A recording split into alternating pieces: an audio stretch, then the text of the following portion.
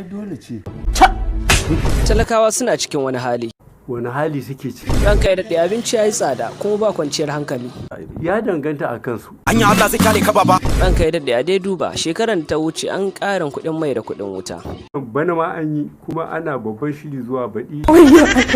Ranka ya daɗe, ta ya magana 'yan gudun hijira. Suna nan da ransu da lafiyarsu. Ranka ya daɗe, su 'yan gudun hijira da me za a tallafa musu? Da taki da maganin ƙwari. Ka ji dan yarinya. Allah ya isa. Ranka ya daɗe, kuɗi ya kamata a ba su.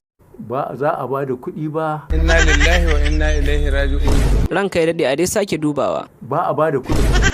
A dai sake dubawa. Ina kuɗin suke? Ranka ya daɗe, a dai an ba su ko ba yawa. Ku je ku gaya ma 'yan Najeriya ba a ba da kuɗi. To amma me yasa? In aka ba da kuɗin musan amari za a je a yi. Ranka ya daɗe, to ya magana jarmiyar da aka mana alƙawari sai yaushe. Wataƙila nan da shekara 30 kana Najeriya.